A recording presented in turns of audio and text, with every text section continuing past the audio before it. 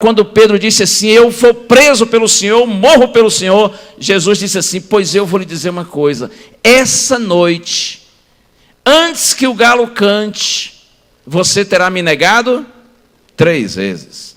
Nessa hora Pedro deve ter pensado assim, Senhor, o senhor está achando que eu sou tão ruim assim? Não sou não. E aí chegaram os soldados para prender Jesus, e um dos discípulos, a gente não sabe quem foi, disse assim, Senhor, nós devemos combater com a espada? Antes que Jesus respondesse, Pedro pegou a espada e paf, num soldado, o servo do sacerdote. E a Bíblia diz que Pedro cortou a orelha do homem. Veja, sincero ou não? Sim, estava tentando defender Jesus. Aí Jesus diz, não, Pedro, guarda a sua espada. Nos evangelhos de Mateus e Marcos, é dito que depois dessa hora, todos os discípulos fugiram. João é que diz que foi Pedro que sacou a espada e feriu o servo do sumo sacerdote. Mas depois que ele fez isso, todos eles, incluindo Pedro, fugiram. E eu quero convidar você para a gente abrir aqui agora no Evangelho de Lucas, capítulo 22. Olha só, Lucas 22, 54, está escrito assim, então prendendo-o, levaram e o introduziram na casa do sumo sacerdote, e Pedro seguiam de longe. Todos fugiram, mas Pedro voltou. E ele deve ter pensado assim, já comecei a vacilar. Ele disse que eu ia negar e eu já comecei a negar, já corri. Me mandei. Sabe de uma? Eu vou voltar. Vou voltar para mostrar para ele que eu sou sincero, que eu estou me esforçando para fazer o que é certo. E ele voltou. Mas ele voltou, e diz a Bíblia, e ele ficou seguindo Jesus de longe. Jesus foi introduzido lá na casa do sumo sacerdote. Pedro e João conseguiram entrar no pátio da casa e ficaram ali. E aí que a história se desenrola e a gente conhece, né? A Bíblia diz que quando Pedro estava ali, seguindo de longe, é que acontece o episódio da negação, né? Alguém chega e diz assim, ei, você aí, você é discípulo de Jesus, você veio lá da Galileia, e Pedro disse, eu não sou. Aqui tem uma aplicação que eu posso fazer para a gente, sabe qual é? Quando a gente segue Jesus de longe, de fato a gente não é discípulo dele para valer. O que segue de longe, segue e não segue. O que segue de longe é aquele que não despreza Cristo, mas também não abraça. Eu poderia dizer que o cristão que segue Cristo de longe é aquele que deseja os privilégios do cristianismo, a coroa de glória, mas ele evita os compromissos, a cruz que machuca, que dói.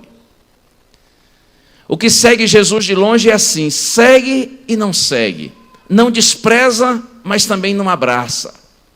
Por isso é que ele não é discípulo para valer, porque o verdadeiro discípulo, ele está junto, ele está colado, ele não se separa. Aí uma outra pessoa disse assim para Pedro, quando eles estavam ali junto de uma fogueira, outra pessoa disse assim, olha, você está dizendo que você não é discípulo dele, mas você é discípulo dele, você o conhece sim. E Pedro disse assim, eu não o conheço. Outra vez estava mentindo, mas sem querer, estava dizendo uma verdade. A verdade é que quando a gente segue Cristo de longe, de fato nós não o conhecemos, pelo menos não quanto poderíamos conhecer. Porque olha, creia, é impossível conhecê-lo para valer, e não amá-lo, e não segui-lo, e não comprometer-se com ele. Há muitos cristãos que seguem Cristo de longe, porque apesar de saberem alguma coisa sobre Cristo, terem alguma admiração em relação a Cristo, mas eles não o conhecem de fato, porque se o conhecessem, estariam juntos dele. E finalmente uma terceira pessoa disse assim, olha, você está com conversa fiada, mas você é da Galileia, você veio de lá também, você é discípulo dele. E Pedro disse assim, não estou entendendo o que você está falando. Estava mentindo, claro, pela terceira vez, mas estava revelando uma verdade, sem querer. A verdade de que os que seguem Jesus de longe de fato não compreendem plenamente as coisas de Deus. Porque se eles compreendessem, eles seriam atraídos de uma forma irresistível para Deus. Porque quanto mais a gente se aprofunda na compreensão do reino de Deus, mais a gente se encanta por isso. E aí o texto bíblico diz, depois que Pedro negou Jesus pela terceira vez, estou indo agora para o verso 61, diz assim, Lucas 22, 61, então voltando-se o Senhor, fixou os olhos em Pedro, e Pedro lembrou-se da palavra do Senhor, como lhe dissera, hoje 3 vezes me negarás antes de cantar o galo. Então Pedro, saindo dali, chorou amargamente. Jesus foi tirado de dentro da casa do sumo sacerdote, e quando Jesus passa pelo pátio, Jesus vê Pedro, e Pedro vê Jesus. Os olhares se cruzam. E o texto diz que Pedro se lembra da palavra de Jesus, né? 3 vezes me negarás antes que cante o galo. E o galo cantou, e Jesus passou, olhou para ele, e Pedro, diz o texto, saiu dali e chorou. Chorou como? Amargamente. Não foi uma choradinha, chorou para valer. Quando Pedro vê a sua covardia contrastada com a coragem de Jesus, quando Pedro se viu como ele de fato era, irmãos, quanto mais perto, mais próximos de Deus, mais nós nos vemos como nós somos. Quando você está perto de Deus, você percebe sua indignidade. Quando nós cristãos começamos a nos achar muito crentes, sabe o que eu estou falando, não é? Quando a gente começa a se achar que é mais santo que os outros, olhando as pessoas, às vezes até da própria igreja, mas principalmente os de fora da igreja, como os mundanos, perdidos, e a gente começa a se achar demais, isso é sinal de que nós estamos nos afastando do Senhor. Porque quando você está perto de Deus, você vê sua indignidade.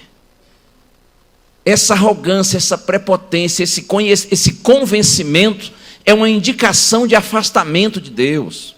E outra, quando a gente começa a ver as pessoas assim de cima para baixo, porque a gente se acha, está confirmada nossa separação de Deus. Porque quanto mais próximo de Deus, você olha as pessoas com os olhos de Deus. E sabe, quando a gente olha as pessoas com os olhos de Deus, a gente olha para elas com compaixão, com amor, com compreensão. Pedro tornou-se outro homem a partir desse momento, porque ele confessou sua fraqueza, ele admitiu sua incapacidade. E eu quero terminar com o texto que está no título de nossa mensagem de hoje, né? Que dá para falar muitas coisas, mas eu não penso falar muitas a respeito delas. A Bíblia diz que depois que Jesus morreu, ressuscitou, quando pela terceira vez, depois de ressuscitado, Jesus encontrou os discípulos, o encontro deles foi numa praia. Eles inclusive lancharam ali na praia, comeram peixes, pães. Quando terminou o jantar, Jesus chamou Pedro para uma conversa. E Jesus disse assim para Pedro, não preciso nem ler, vocês sabem, né? Pedro, você me ama. Você me ama inclusive mais do que esses outros aí, mostrou os outros discípulos. E Pedro disse assim, Senhor, te amo sim. Jesus falou, então tá, Pedro, apacenta as minhas ovelhas. Como que dizendo assim, então cuide da minha igreja. Eu vou, mas você cuida da minha igreja. Aí pela segunda vez Jesus disse assim, mas olha, você me ama mesmo? Pedro disse, Senhor, eu te amo. Jesus disse, tá bom, Pedro, então você cuida dos meus cordeirinhos. E pela terceira vez Jesus disse assim, você me ama? E a Bíblia diz que Pedro ficou triste porque Jesus lhe perguntou pela terceira vez. E ele disse, Senhor, tu sabes tudo. Tu sabes que eu te amo. Jesus disse, então tá. Cuida da minha igreja, apacenta as minhas ovelhas. Aí tem um jogo de palavras, de acordo com o original grego, mas eu vou saltar essa parte, apesar de ser muito interessante. Eu só quero ressaltar o fato de que eu não tenho dúvida, e eu sei que muitos aqui também já sabem disso. Certamente Jesus perguntou para Pedro 3 vezes, para que Pedro saísse daquele encontro com uma certeza inabalável de que suas 3 negações estavam completamente perdoadas. Quando Jesus diz assim: Pedro, você me ama, e Pedro diz: Senhor, eu te amo, e Jesus diz: apacenta as minhas ovelhas, é como se Jesus estivesse dizendo assim: a primeira negação sua, quando você disse que não me conhecia, está deletada. Sua confirmação agora deleta aquela negação. E eu renovo, Pedro, aquilo que eu te disse na noite em que você me negou, de que você deve fortalecer os seus irmãos, cuidar da minha igreja. Pedro, você me ama pela 2ª vez? Eu te amo. Jesus diz: então tá bom, sua 2ª negação está perdoada. E eu volto a dizer: cuida da minha igreja. Pedro, você me ama? Eu te amo. Então a 3ª também. Agora sua conta zerou, Pedro. Você não deve mais nada. Se na sua cabeça havia a ideia de que você me devia alguma coisa, nós estamos quites. Você não me deve absolutamente nada, Pedro. Nessa hora, Pedro, você nasceu de novo. Você é uma nova pessoa para mim. O seu pecado está perdoado. Você não tem passado para mim. Irmãos, quando Deus perdoa é assim. O perdão de Deus é um ato. O perdão de Deus é instantâneo. Quando a Bíblia diz que Deus, quando perdoa, esquece, claro que não é no sentido assim de que dá uma pane lá na mente de Deus e pronto, Deus não lembra mais do que foi que a gente fez. Não é isso. Quando a Bíblia diz que Deus perdoa, esquece, é porque quando Deus perdoa, Ele perdoa para valer. Ele nunca mais vai levar em conta aquele pecado que nós cometemos, que confessamos com sinceridade e recebemos dele perdão. Nós até podemos ser condenados por outros, mas não por esses erros que nós confessamos com sinceridade. Você está livre, você está leve, você é um novo homem, Pedro, aos meus olhos. Não carregue mais no seu coração a dor pelo seu pecado, pela sua traição. Vai, Pedro, e cuida da minha igreja. E Pedro foi e cuidou. E tornou-se, vocês sabem, um dos mais admiráveis homens, dentre os primeiros pregadores do cristianismo. Bendita a graça do Senhor Jesus.